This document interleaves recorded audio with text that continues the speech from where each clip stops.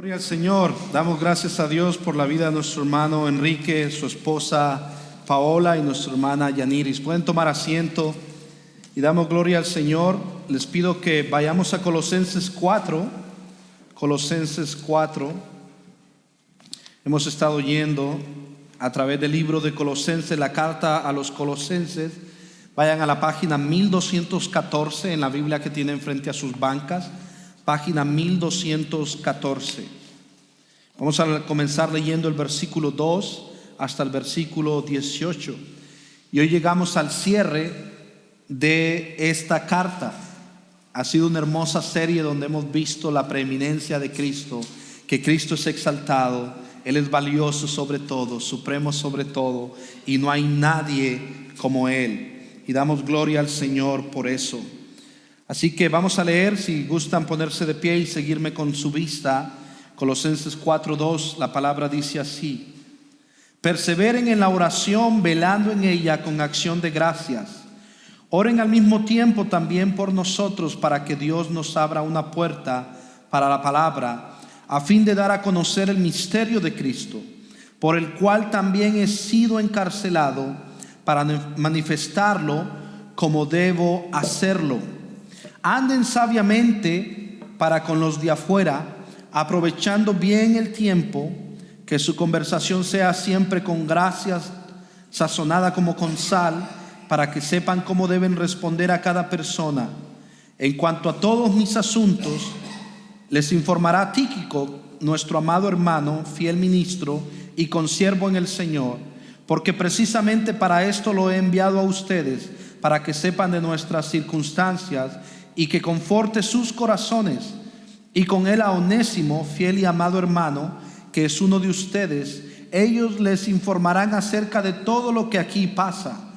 Aristarco, mi compañero de prisión, les envía saludos. También Marcos, el primo de Bernabé, acerca del cual ustedes recibieron instrucciones. Si va a verlo, recíbanlo bien. También Jesús, llamado Justo. Estos son los únicos colaboradores conmigo en el reino de Dios, que son de la circuncisión, y ellos han resultado ser un estímulo para mí. Epafras, que es uno de ustedes, siervo de Jesucristo, les envía saludos, siempre esforzándose intensamente a favor de ustedes en sus oraciones, para que estén firmes, perfectos y completamente seguros en toda la voluntad de Dios. Porque de él soy testigo de que tiene profundo interés por ustedes y por los que están en la Odisea y en Hierápolis. Lucas, el médico amado, les envía saludos, y también Demas. Saluden a los hermanos que están en la Odisea, también a Ninfas y a la iglesia que está en su casa. Cuando esta carta se haya leído entre ustedes, háganla leer también en la iglesia de los laodicenses. Ustedes por su parte lean la carta que viene de la Odisea. Díganle a Arquipo: cuida el ministerio que has recibido del Señor, para que lo cumplas. Yo, Pablo, escribo este saludo con mi propia mano. Acuérdense de mis cadenas. La gracia sea con ustedes. Oremos. Dios y Padre, gracias, Señor. Gracias por tu gran amor que tuviste con la iglesia de Colosas, de enviar a Cristo Jesús, Señor, para morir por ellos, también por nosotros. Gracias, Dios, porque Cristo Jesús es nuestro preciado tesoro. Ayúdanos, Señor, a perseverar en oración, perseverar en tu palabra, en evangelizar a otros, perseverar, Señor, junto a otros, a no creernos que somos superpoderosos, que podemos hacer esto solos. Ayúdanos en humildad a recordar que necesitamos de otros, Señor. Ayúdanos a ser humildes. Ayúdanos a crecer en un amor por Jesús y también en compasión por los necesitados, a hacer obra de evangelista. Ayúdanos, Dios, ayúdanos. Todo esto te lo pedimos, Padre, en el nombre de Jesús. Amén. Pueden tomar asiento. Hoy vamos a estar viendo de que debemos perseverar en el evangelio. Debemos perseverar en el evangelio, y Pablo nos recordará en Colosenses que debemos perseverar primero. Miren lo que dice el versículo 2. ¿En qué? En la oración. ¿En qué debemos perseverar? En la oración. Mire el versículo 2: perseveren en la oración, velando en ella con acción de gracias. Esto de velar significa estar vigilantes, como un vigía en medio de la noche que está despierto, que está expectante, que está esperando. ¿Y que cómo lo hace? No está esperando ansioso o necesariamente esperando, quejándose. ¿Cómo? Con acción de gracias. Me recuerda la historia del misionero David Brainerd. Quizá algunos de ustedes han escuchado de este misionero. Nació en Connecticut en 1718 y murió a la edad de 29 años. Un misionero muy joven. Sirvió en Nueva York y también en Pensilvania, y él fue misionero a los indios nativos de este país. Él fue misionero a los indios nativos de este país, y en 1739, cuando tenía 21 años, y en medio del avivamiento evangélico, producto de la predicación de George Whitefield, él fue salvo. ¿Y qué pasó? ¿Qué pasó? El Señor lo salva y él se fue de misionero. ¿Saben qué me llama la atención? Que él murió de tuberculosis. Él murió a los 29 años de tuberculosis. No había cura, no hay cura. Y él, cuando iba a evangelizar a los indios en medio del frío, él lo hacía con mucho amor. Pero miren qué lo sostuvo a él. ¿Alguien me puede pasar agua, por favor? ¿Quién lo sostuvo? O el café que tengo ahí. ¿Qué lo sostuvo ahí? 26 de diciembre de 1700, gracias hermana, de 1742. Mire lo que dice él: sentí mucha dulzura y ternura en la oración. Alguien que estaba padeciendo de tuberculosis y murió a una temprana edad. Especialmente mi alma, dice, parecía amar a mis peores enemigos, y pude orar por los extraños y enemigos de Dios con gran dulzura y un fervor patético. Escuchen bien, David Brainerd, lo único que él dejó fue su diario. Lo único que él escribió fue su diario, que más adelante un misionero que se llama Jonathan Edwards, él lo encontró este diario y él lo publicó. Jonathan Edwards, David Brainerd murió en la casa de Jonathan Edwards, y cuentan la historia que una vez David Brainerd estaba hablando de la iglesia que él plantó en medio de los indios, que la primera que se salvó, bueno, el primero que se salvó fue el traductor, pero luego fue la hija de uno de los jefes de la tribu, y él con lágrimas cuenta cuán amor tenía él por esta iglesia entre los indios nativos. Y miren lo que sigue diciendo de la oración. Martes 2 de julio, en su diario de 1745, él escribió lo siguiente: sentí mi calor atraído por Dios en oración casi toda la mañana, especial mientras cabalgaba. Así viajaban antes, ¿verdad? En caballo. Y por la noche no pude evitar clamar a Dios por esos pobres indios. Y después de acostarme, mi corazón continuó llenándose de compasión por ellos hasta que me quedé dormido. Oh, bendito sea Dios por poder orar. Entonces, David Brainerd tenía un amor por los indios, pero ¿de dónde venía este amor por los indios nativos? Venía de un amor por Cristo. Él lloraba, él oraba por ellos. Así que perseveren en la oración. ¿Cuándo fue la última vez que oraste por tus enemigos? ¿Cuándo fue la última vez que oraste por tu vecino que no se ha convertido a Cristo? O por tu familiar que no ha conocido a Cristo.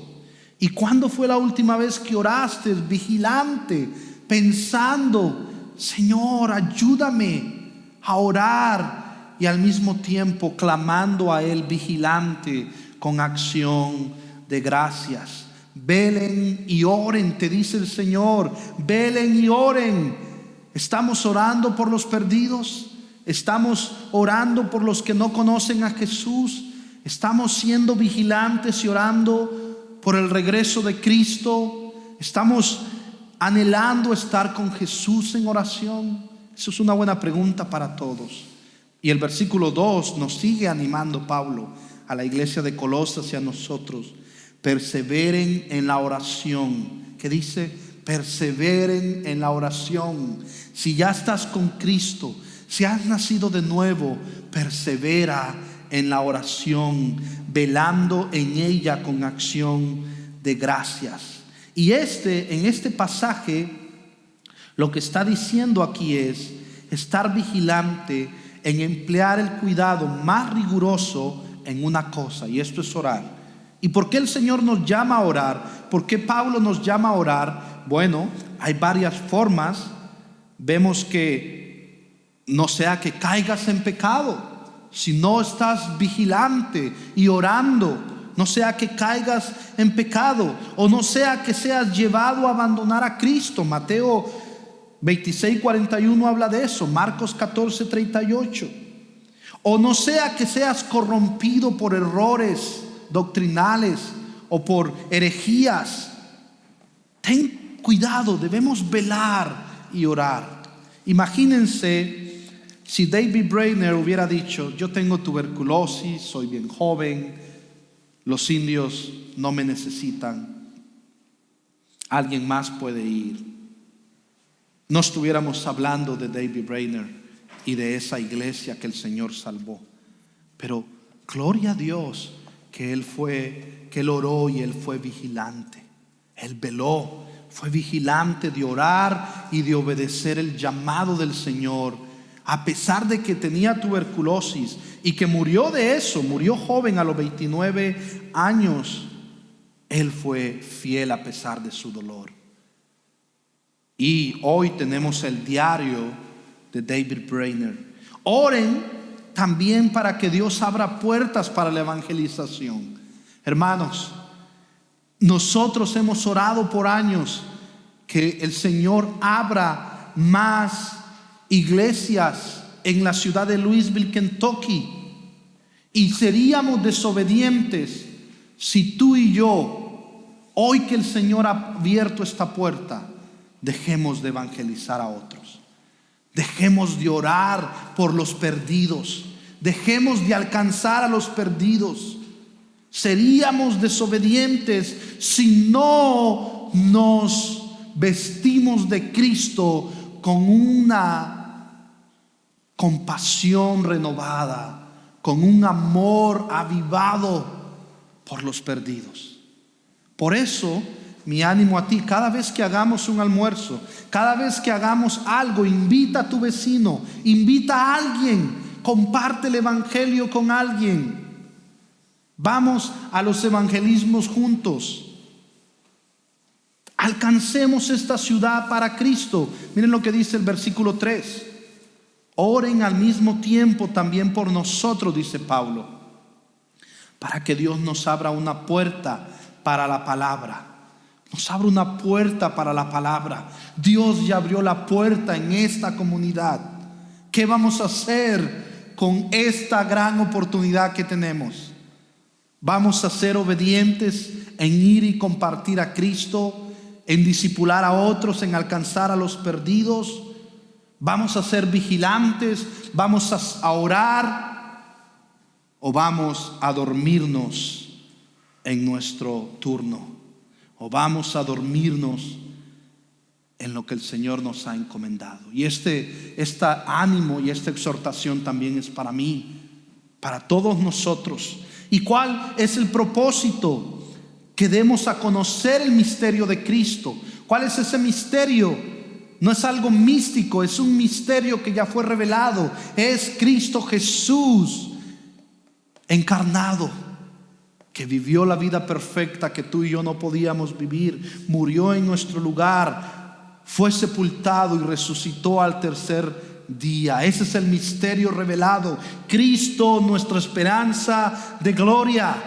Y por lo cual Pablo, dice el versículo 3, había sido encarcelado. Pablo estaba preso cuando escribió de Colosas. Pero la palabra de Dios no está presa. Me llama la atención que Hechos 28 termina. Pablo estaba encarcelado en un encarcelamiento domiciliario en Roma, y Pablo estuvo rentando una casa por 2 años, y termina así Hechos. Pablo preso, pero irónicamente termina así, y providencialmente termina así. Pero la palabra de Dios, dice, era predicada sin impedimento, libremente. No tenía impedimento. La palabra de Dios es viva y eficaz. Hermanos, si un día nosotros vamos a morir y la palabra de Dios va a seguir siendo predicada, la pregunta es, ¿vamos a perseverar nosotros en velar y orar, en compartir el evangelio con otros para que Cristo sea exaltado? Y se acuerdan, mientras estudiaba, me llamaba la atención, había un pastor que hacía esta comparación, que un ejemplo de una iglesia que prosperaba en la mayoría de las áreas era la iglesia de Efesios, la iglesia de Éfeso, salvo en la evangelización. ¿Se acuerdan? La iglesia de Éfeso, a la que Jesús habló en Apocalipsis 2, 1, 7, unos 20 años después de la muerte de Pablo, Cristo elogió a esta iglesia. Cristo elogió a esta iglesia por sus buenas obras. Era una iglesia que hacía buenas obras. Elogió a esta iglesia por su oposición al pecado y su compromiso con la sana doctrina. Pero este pastor hacía esta comparación, y esto es lo que me llamaba la atención. Todas estas son características de una buena iglesia, pero Jesús tenía unas quejas en Apocalipsis 2, 1, 7 contra los efesios, y esa fue: has abandonado tu primer amor. Apocalipsis 2, 4. ¿Y qué significa eso, hermanos? ¿Qué significa has abandonado tu primer amor? Esto probablemente se refiere a la pérdida del fervor de los creyentes por difundir el evangelio. El fervor de los creyentes por difundir el evangelio. Jesús llama a los efesios al arrepentimiento y les advierte: si no, vendré a ti y quitaré tu candelero de su lugar. Y esta es una reprensión a toda iglesia.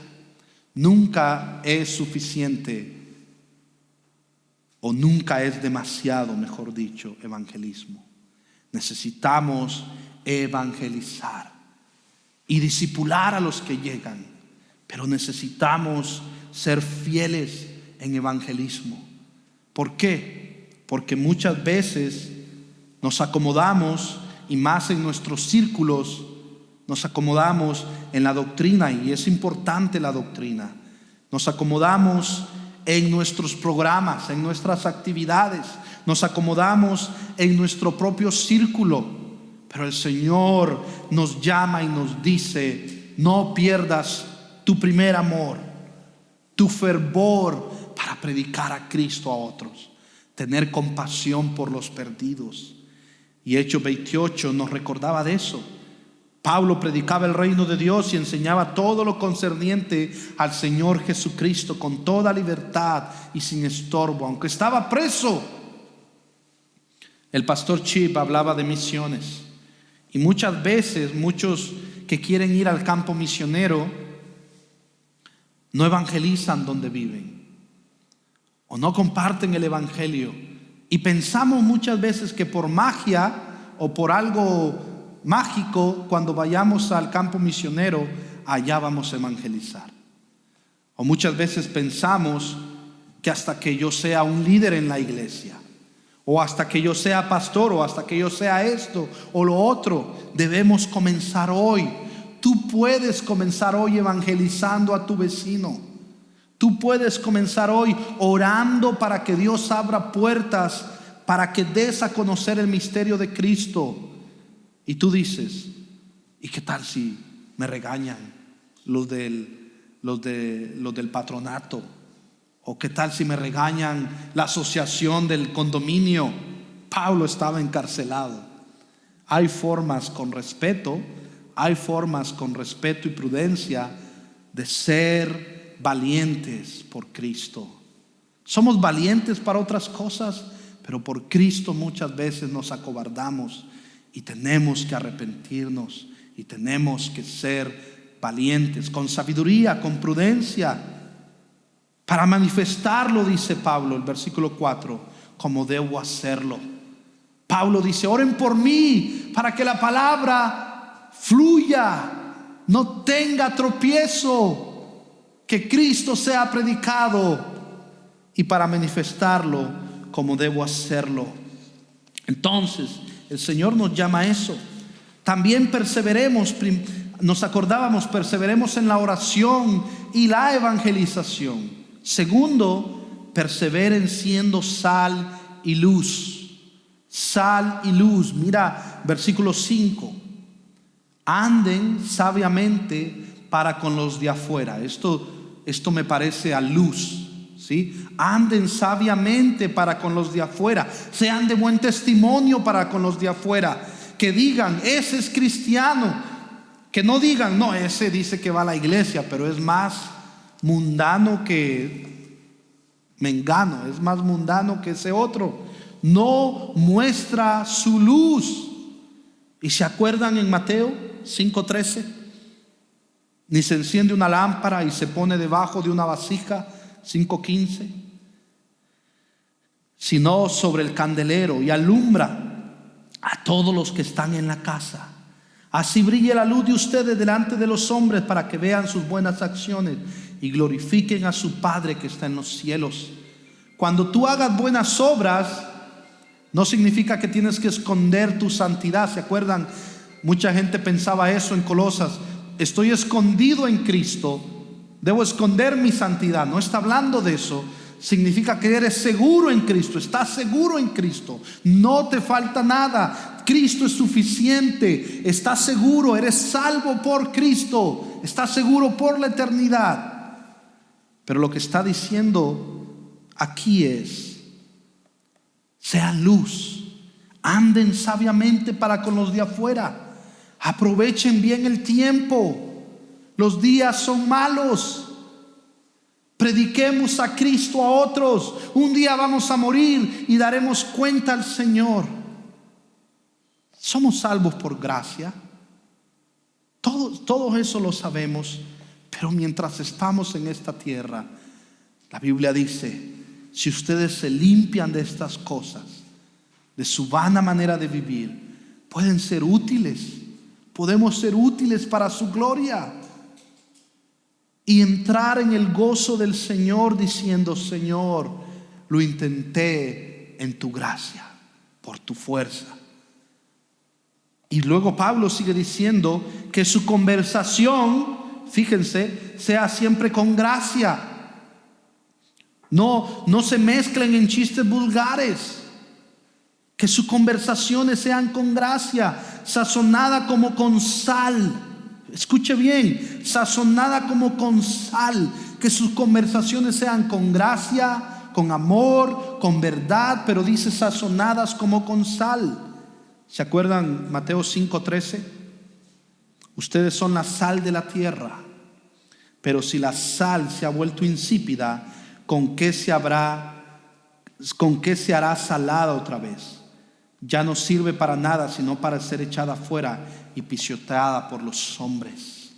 Hay algo que los cristianos tenemos que recordar: que somos embajadores de Cristo, y como embajadores estamos siendo conformados a la imagen de Cristo, y tenemos que representarlo donde quiera que vayamos.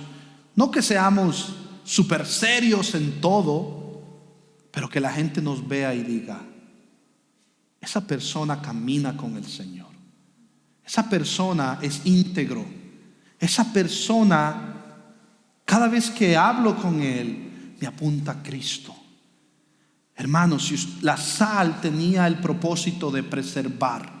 Antes no había refrigeradoras, y lo que hacía la gente era le ponía sal a la carne y preservaba, no se dañaba. Pero si la sal pierde su sabor, se vuelve insípida y ya no sirve para nada. Ustedes son la sal.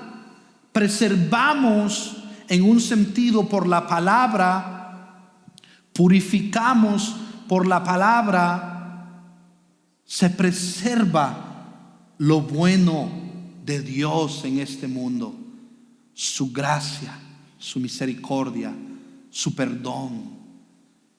No tomemos eso por sentado. Podemos ser sal y luz a otros. Que lo hagamos con sal, dice, sazonado como con sal, para que sepan cómo deben responder a cada persona.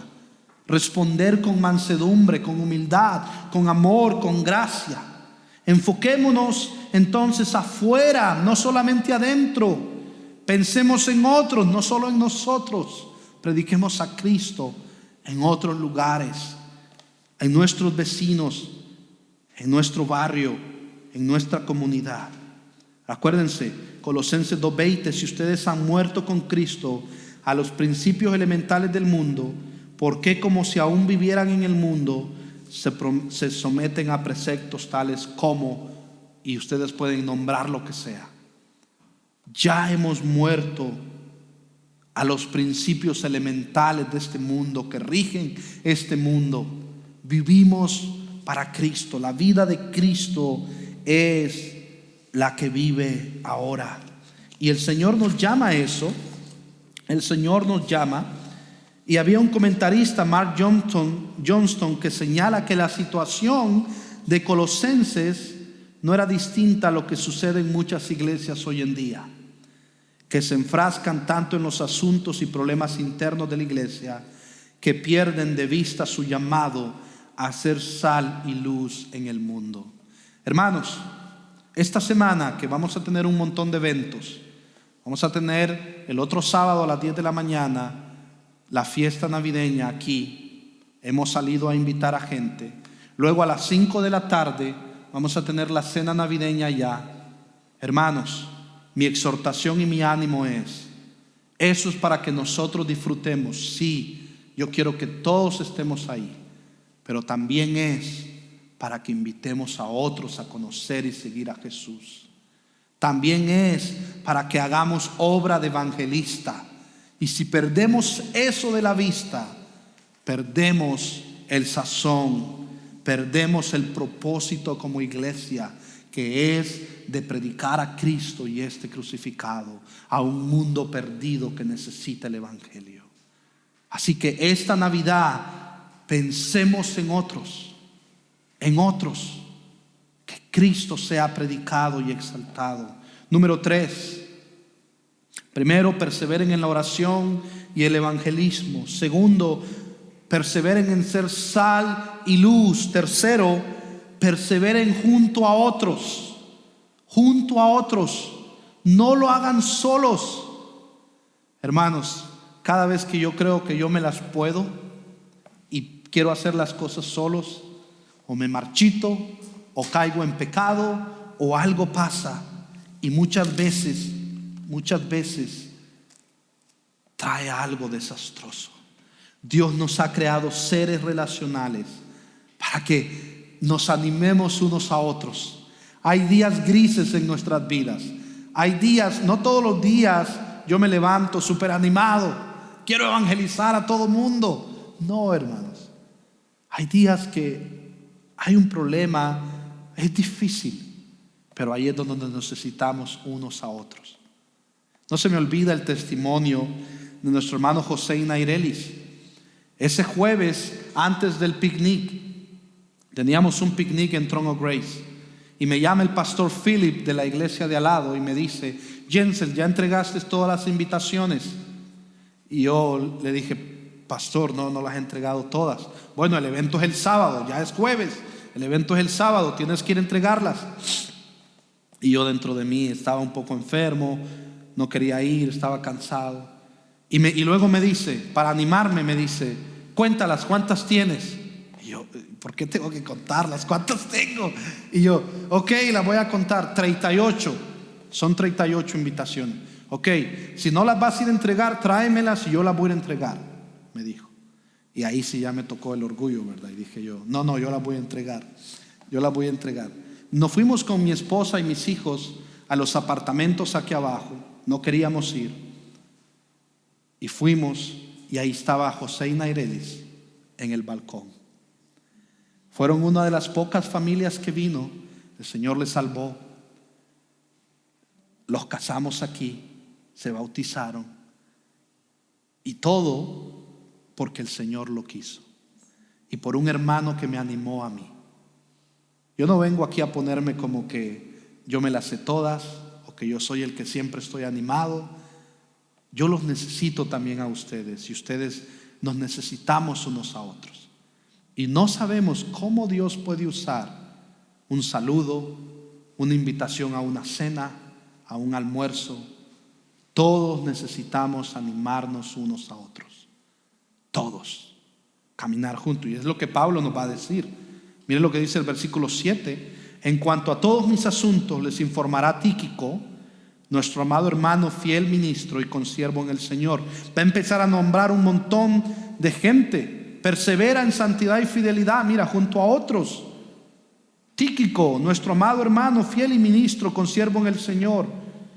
Tíquico fue el principal portador de las cartas a los colosenses, Filemón y Efesios. En Efesios 6, 21 y 22 lo dice. Fue mencionado por primera vez como parte del séquito de Pablo en Hechos 24. Tíquico era de la provincia romana de Asia, en la actual Turquía, y parece haber sido uno de los emisarios de mayor confianza de Pablo hacia el final de su ministerio. Según de Timoteo 4:12, Tito 3:12. Tíquico fue un hombre de Dios, santo, fiel. Así que persevera junto a otros en santidad y fidelidad. Número 8, persevera siendo de ánimo a otros, específicamente en la fe de ellos. Mira el versículo 8. Porque precisamente para esto lo he enviado a ustedes, para que sepan de nuestras circunstancias y que conforte sus corazones. Tíquico confortó el corazón de los hermanos en Colosenses. ¿Cuántas veces uno de ustedes me ha animado a mí? Muchas, incontables veces, muchas veces. Podemos ser de ánimo en la fe, específicamente en la fe de otros. Muchas veces, hermanos, un hermano está enfermo en el hospital y yo llego y a veces no quiero decir nada. A veces solo estar ahí es importante, y a veces lo único que puedo hacer es apuntarle a Jesús.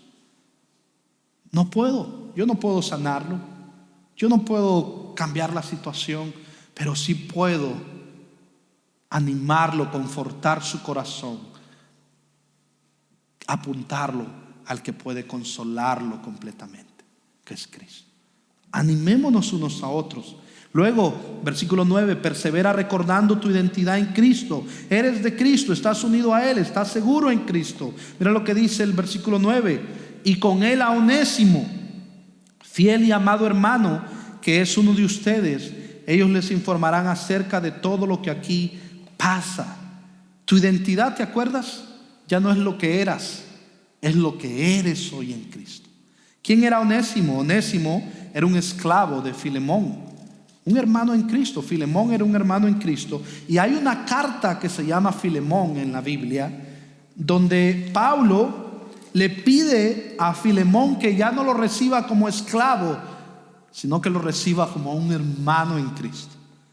Porque Onésimo salió huyendo de Filemón, no sabemos qué pasó, quizá algo pasó, salió huyendo, se encuentra con Pablo, quizá en Roma o quizá en otro lugar, y Pablo le predica el evangelio, y Onésimo se convierte al evangelio.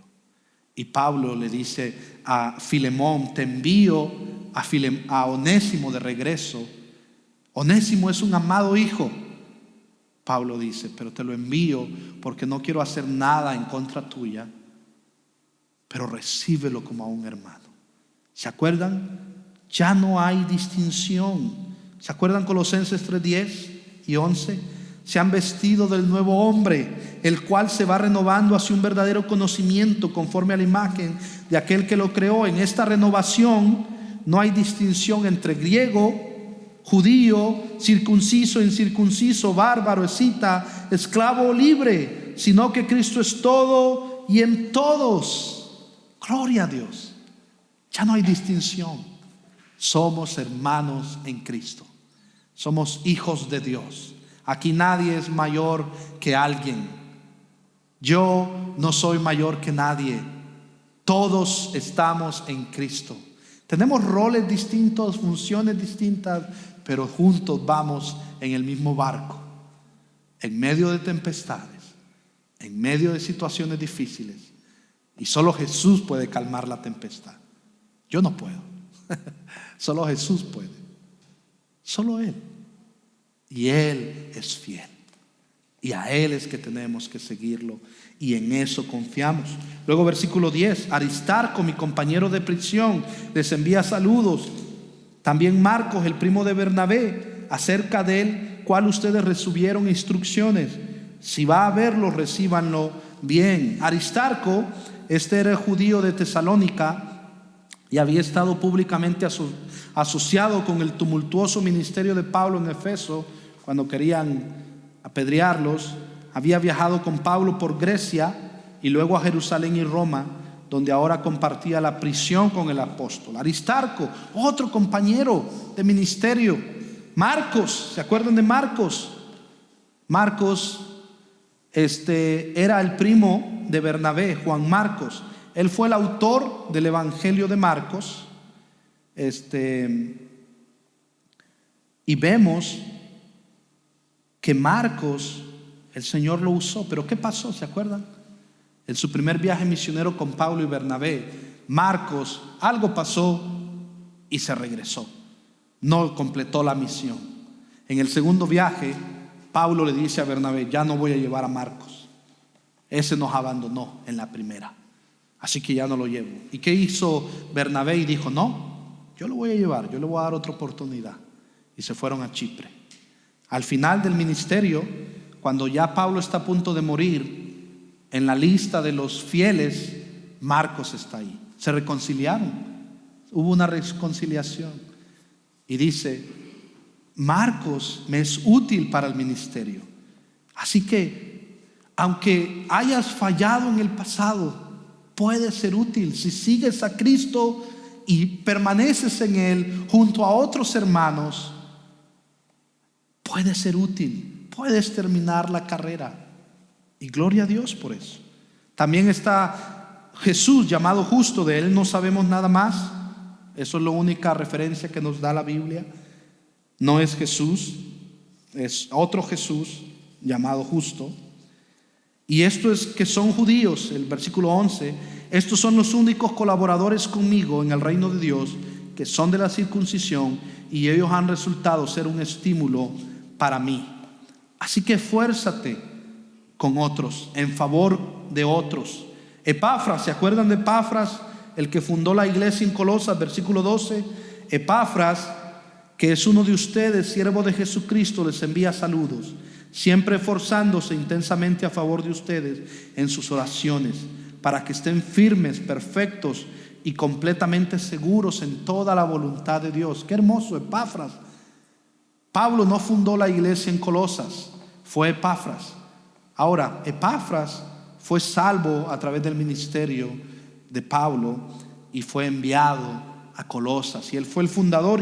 Y vemos que Epafras ora por la iglesia en Colosas para que estén firmes, perfectos y completamente seguros en toda la voluntad de Dios. Versículo 13: porque de él soy testigo de que tiene profundo interés por ustedes y por los que están en Laodicea y Hierápolis. Ese es el triángulo: Hierápolis, Laodicea y Efeso y Colosas. Ese está en esa zona. En esa zona estaban todas esas iglesias en Asia Menor. Entonces, luego nos dice de Lucas y Demas. Lucas, el médico amado, les envía saludos, versículo 14. Y también Demas. Lucas fue el que escribió Hechos y escribió Lucas, el Evangelio de Lucas. Y este fue el compañero de viaje de Pablo en Hechos. Estuvo con él en lo que pudo haber sido la víspera de su muerte. El último libro que escribió Pablo fue 2 de Timoteo, y ahí habla que quizá Lucas estuvo en la víspera de su muerte. Como el autor del Evangelio de Lucas y de los Hechos, también fue cronista de Pablo.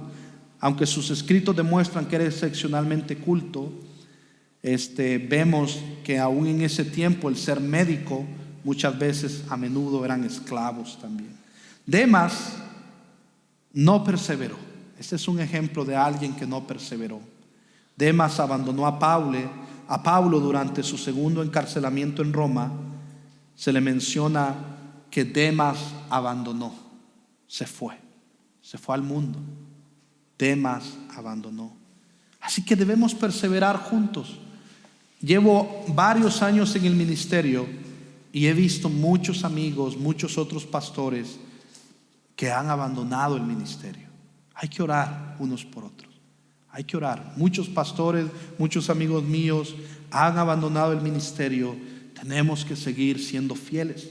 Luego dice el versículo 15: saluden a los hermanos que están en Laodicea, también a Ninfas y a la iglesia que está en su casa. Ninfa, ella fue como la anfitriona de una iglesia en hogar. En el tiempo de la iglesia primitiva, muchos de ellos no tenían edificios y se reunían en casas. Y se dice que Ninfa, una mujer, era la anfitriona de la iglesia doméstica de la Odisea. Y esto denota que aunque el rol del pastor era para el hombre, no era incompatible con la colaboración en el ministerio que existía entre hombres y mujeres en la iglesia primitiva. Ninfa, poniendo su hogar como anfitriona en su hogar, abriendo su hogar a que la iglesia pudiera reunirse. Y gloria a Dios, todos nos necesitamos unos a otros. Necesitamos nuestras casas, las hermanas, los niños, todos nos necesitamos unos a otros. Y luego Pablo termina diciendo: cuando esta carta se haya leído entre ustedes, háganle leer también en la iglesia de los laodicenses. Ustedes por su parte lean la carta que viene de la Odisea. Se dice que hay una carta, bueno, Pablo lo dice, hay una carta de la Odisea. Nosotros no sabemos, algunos dicen que probablemente es Efesios, la carta de Éfeso, ya que Tíquico llevó la carta. Pero la mejor hipótesis para la identidad de la carta desde la Odisea, dice R.C. Sproul, es que se trataba de una carta separada que se perdió, que no se conservó. Para terminar, díganle a Arquipo: cuida el ministerio que has recibido del Señor para que lo cumplas. Arquipo, sí, Filemón era el anfitrión de la iglesia doméstica de Colosas, que había presenciado el incidente de Onésimo. Este versículo bien podría sugerir que Arquipo era su líder espiritual de Filemón. Arquipo era un líder espiritual de Filemón.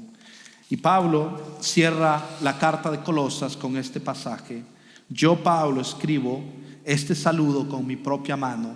Acuérdense de mis cadenas. La gracia sea con ustedes. La gracia sea con ustedes. Hermanos, el Señor nos enseñó en Colosas, Pablo nos enseñó acerca de Cristo. Sea que estemos en prisión, poner nuestra mirada en las cosas de arriba. Iglesia, el Señor nos llama a que podamos, que vale la pena sufrir por este evangelio de Jesucristo. Vale la vida sufrir por Cristo. Él es nuestro tesoro y Él, estamos seguros de que nosotros podemos seguir. Y como dijo alguien, de algo podemos estar seguros: después de que los hierros de Pablo se oxidaran, su mensaje de la gracia de Cristo sigue perdurando con poder salvador. Pablo dijo en Timoteo: he terminado la carrera, he peleado la buena batalla, he terminado la carrera. Cristo sigue en su trono. Un día nosotros vamos a morir, hermanos, pero debemos perseverar. Hoy debemos perseverar. en oración, en evangelismo, en seguir siendo sal y luz. Debemos perseverar juntos como iglesia local, animándonos unos a otros. Que el Señor nos ayude a eso. Oremos. Dios y Padre, te damos gracias por este tiempo. Ayúdanos, Señor, a glorificarte a ti. Queremos exaltarte, Señor, para tu honra, para tu gloria. Guárdanos, Dios. Guárdanos para perseverar, Señor. Presérvanos, Dios, en el poder del Espíritu Santo para seguir adelante. Sosténnos, Señor, por tu poder, por tu gracia, por tu fidelidad. A tu nombre damos gloria. En el nombre de Jesús. Amén.